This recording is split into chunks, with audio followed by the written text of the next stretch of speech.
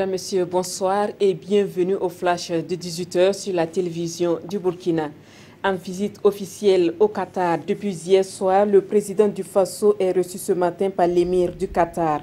Cheikh Tamim Ibn Ahmed Al-Tahmi a réservé à Rochma Christian Kaboré un accueil des grands hôtes de l'émirat. S'en est suivi une rencontre entre les deux personnalités et leur délégation, puis un tête-à-tête au cours duquel l'émir a marqué son accord pour le financement de la construction d'un centre de cancérologie et des hôtels au Burkina.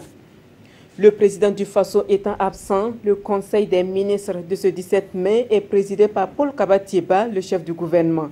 L'information défraie la chronique ces dernières semaines et vient d'être confirmée et condamnée par le Conseil. Plus de 400 millions de francs CFA ont disparu dans le cadre de la gestion du fonds spécial routier.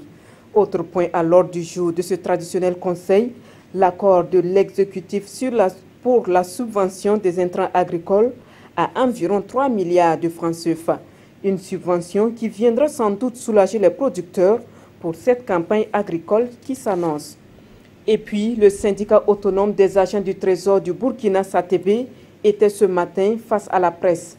En grève depuis le 8 mai dernier, les négociations piétinent quant à la satisfaction de sa plateforme minimale, selon son secrétaire général.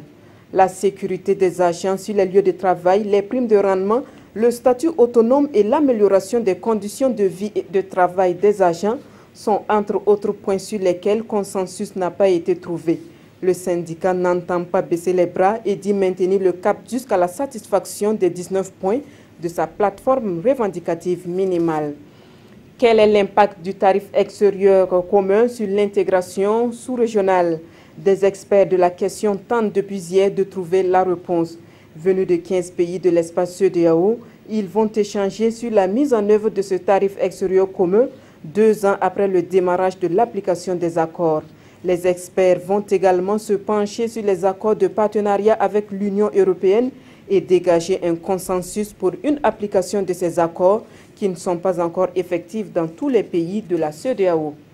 Hors de chez nous, Xavier Valdez, un journaliste mexicain, a été assassiné le lundi. Hier soir, des dizaines de ses collègues se sont rassemblés devant le ministère mexicain de l'Intérieur pour lui rendre hommage. Les journalistes se sentent plus que jamais menacés dans ce pays, notamment par les cartels de drogue. Xavier Valdez a été abattu en pleine rue dans l'état de Sinalao, le fief d'un des narcotrafiquants les plus redoutables du pays et est actuellement incarcéré aux États-Unis. Depuis le début de l'année, Xavier Valdez est le 5e journaliste à être assassiné au Mexique.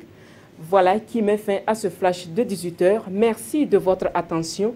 Le prochain retour de l'information, c'est à 19h et c'est en compagnie de Adama Koulibaly.